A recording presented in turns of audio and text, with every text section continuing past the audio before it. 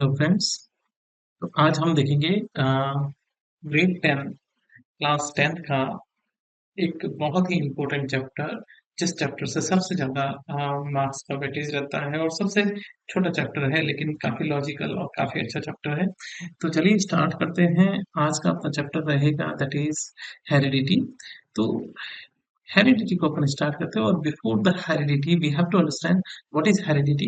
तो उसको समझने के लिए पहले आपको ये समझना होगा कि हेरिडिटी की स्टडी करते किसमें है। तो हेरिडिटी की स्टडी जिस ब्रांच ऑफ बायोलॉजी में करते हैं दैट नेम इज जेनेटिक्स। और जेनेटिक्स जो सब्जेक्ट है, इसमें टू मेन पार्ट रहते हैं। The first is the study of variations and second is study of heredity. तो ये दो पार्ट रहते हैं, वेरिएशंस और हेरिडिटी, जिनकी स्टडी करते हैं। एक ब्रांच ऑफ बायोलॉजी है दैट इज जेनेटिक्स।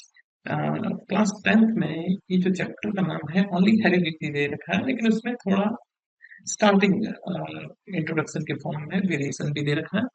तो ये कलेक्टिवली अपन कह सकते हैं एक जेनेटिक्स का चैप्टर है। तो चलिए स्टार्ट करते हैं हेरिडिटी को। तो फर्स्ट अपने को समझना है कि हेरिडिटी जो चैप्टर है इसका मीनिंग क्या है। तो इसका मीनिंग होता है कि जब पेरेंट्स से कैरेक्टर्स और ट्रेट्स ट्रांसमिट होते हैं ऑफ स्प्रिंग में, यानी कह सकते हैं प्रोजेनी में जो भी कैरेक्टर्स ट्रांसमिट होते हैं, ट्रांसफर होते हैं, उस उस फिनोमिनन को अपन हेरिडिटी बोलते हैं। क्लियर। नाउ हेरिडिटी जैसे आप चैप्टर देखोगे, तो फर्स्ट इसके अंदर जो एक्सप्लेनेशन दे रखा है और इंट्रोडक्शन दे रखा है वो वेरिएशंस के बारे में है। तो इंट्रोडक्शन के फॉर्म में और मोटा मोटा वेरिएशन होता क्या है और किसके कारण होता है और उसके थ्रू क्या क्या उसकी इम्पोर्टेंस है, वो कुछ पार्ट अपन देखेंगे। तो चलिए स्टार्ट करते हैं वेरिएशन से। तो वेरिएशंस होता क्या है। तो वेरिएशंस होता है कि जब पेरेंट्स से ऑफस्प्रिंग बनती है, तो उसमें कुछ भी चेंजेस आए, जो भी चेंजेस रहता है उसको वेरिएशंस बोलेंगे। या अपन कह सकते हैं कि डिफरेंसेस इन द ट्रेड्स, किसके बीच में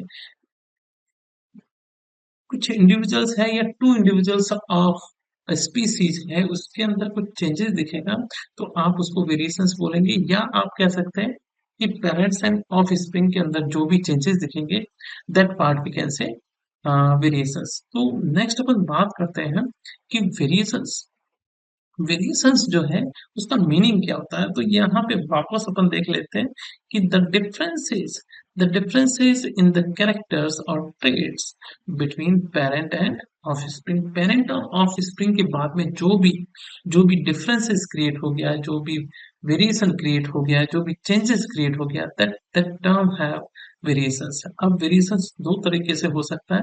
वन इज सोमेटिक और दूसरा अपन कह सकते हैं जेनेटिक वेरिएशन। अगर गैमीट में है or that trait or that character transmit to ancestry also, it becomes a genetic variation. And if a particular variation exists on the same individual, then we can say somatic variation. तो somatic variations जो होता है उसके अंदर जो trait होते हैं उसको एक्वायर्ड ट्रेट कहते हैं। अगर सोमेटिक वेरिएशंस के थ्रू जो ट्रेट क्रिएट हो रहे हैं दैट इज एक्वायर्ड ट्रेट। और जेनेटिक वेरिएशन के कारण जो कैरेक्टर क्रिएट होते हैं, जो फॉर्म होते हैं कैरेक्टर्स और ट्रेट्स, दैट इज इनहेरिटेड। तो एक्वायर्ड जो रहते हैं वो एग्जिस्ट करते हैं only same individual, but inherited transmitted to next generation also. Okay, here is these two term acquired and trade. I think आपको समझ में आ गया। इनहेरिटेड ट्रेड्स जैसे कुछ भी आपका कैरेक्टर हो सकता है, जैसे हेयर कलर है, हाइट है, स्किन कलर है, these character transmit into next generation. But if you will see your intelligence और जो आपने आपके एक्सटर्नल एनवायरनमेंट से जो आपने गेन किया है, that character only exist in same individual, so that that type of character acquired traits और एक्वायर्ड कैरेक्टर। नाउ अपन बात करते हैं कि वेरिएशंस का नेक्स्ट टॉपिक है accumulation of variation during reproduction. तो मोस्टली जो वेरिएशन क्रिएट होता है वो ड्यूरिंग द रिप्रोडक्शन फॉर्म होता है। तो रिप्रोडक्शन को again we can divide into two part. One is asexual reproduction and second is sexual reproduction. Asexual and sexual reproduction, तो वेरिएशंस को आप देखेंगे appear during reproduction whenever organism multiply. तो multiply कब होता है, जब रिप्रोडक्शन होगा। तो रिप्रोडक्शन के थ्रू वेरिएशन क्रिएट होता है। And variation due to asexual reproduction और sexual reproduction, two ways है, only two options are there. तो asexual reproduction की बात करते हैं तो उसके अंदर वेरिएशन जो है वो बहुत कम होता है। उसका कारण क्या है कि एक तो उसमें सिंगल पेरेंट होता है, उसी के अंदर माइटोटिक डिवीजन होता है and then formation of newborn variety, but that have very less type of variation. लेकिन आप सेक्सुअली या सेक्सुअल रिप्रोडक्शन के थ्रू जो वेरिएशंस क्रिएट होगा वो काफी ज्यादा होगा, क्योंकि इसमें टू पेरेंट्स विल इन्वॉल्व और टू पेरेंट्स के थ्रू टू गैमिट का फॉर्मेशन होता है एंड गैमिट का फॉर्मेशन मियोसिस के थ्रू होगा and these two gamete will fuse. तो दोनों के कैरेक्टर क्या आ जाएंगे, प्रोजेनी में आ जाएंगे।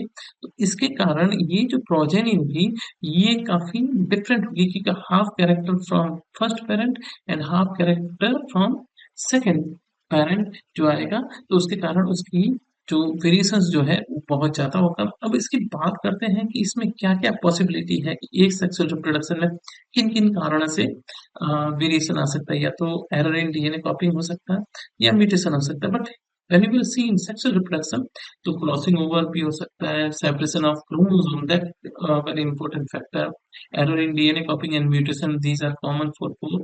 तो ये काफी सारे फैक्टर्स रहते हैं जिसके कारण एक्यूमुलेशन ऑफ वेरिएशन होता है and then formation of new variety, even new species also, जिसको अपन बोलते हैं speciation. So next is importance of variation.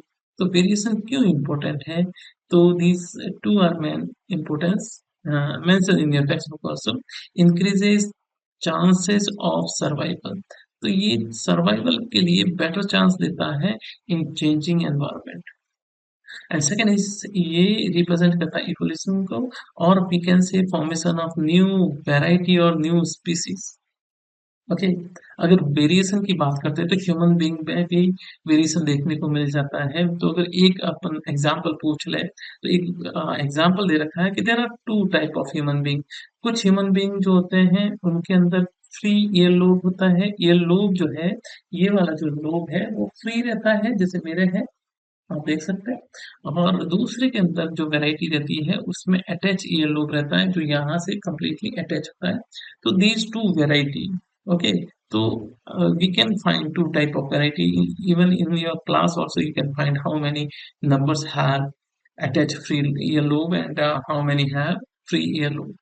So these two variety. अब चलते हैं अपन क्लासिकल जेनेटिक्स में, और क्लासिकल जेनेटिक्स मेंडल्स की जेनेटिक्स है, मेंडल्स के एक्सपेरिमेंट है। तो उनके बारे में अपन डिस्कस करते हैं और समझने की ट्राई करेंगे कि मेंडल ने किस पे और कैसे वर्क किया।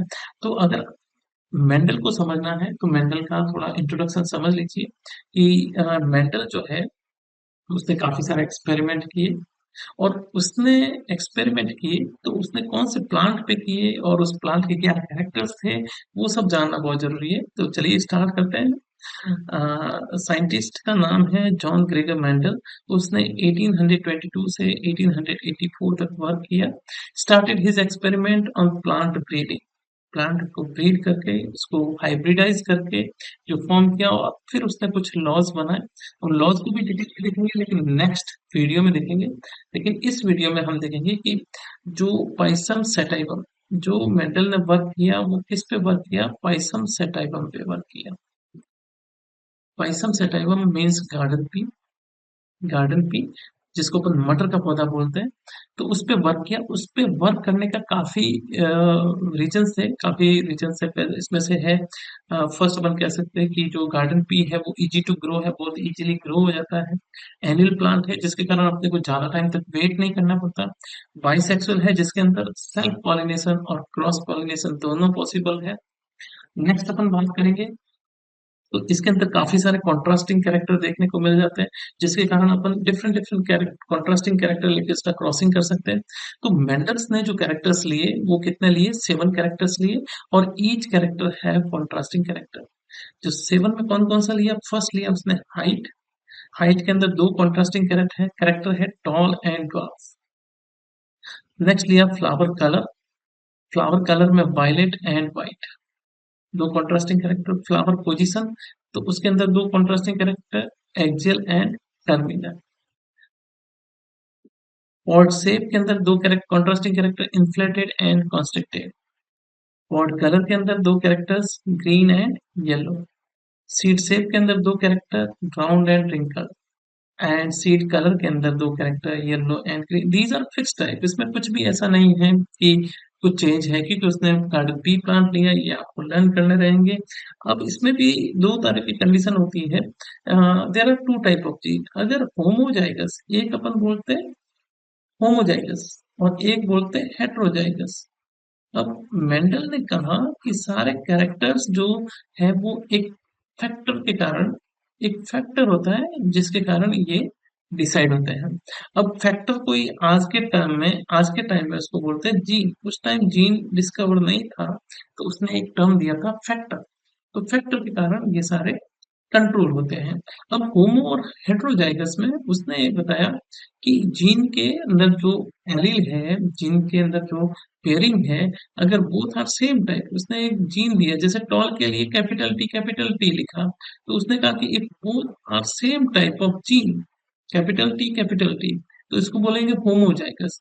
अगर इसमें एक जो है कैपिटल है, एक स्मॉल है,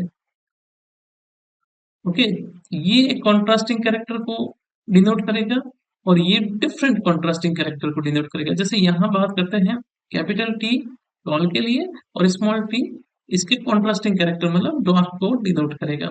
तो अगर दोनों डिफरेंट डिफरेंट पेयरिंग है तो इसको हेट्रोजाइगस बोलेंगे, दोनों सेम है तो होमोजाइगस बोलेंगे।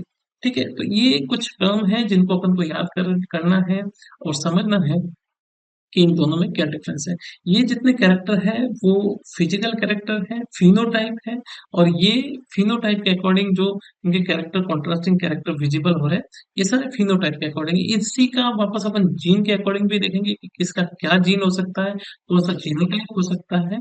तो ये सारा इन डिटेल देखेंगे। तो यहाँ तक आपको समझ में क्या आया, कैसा आया?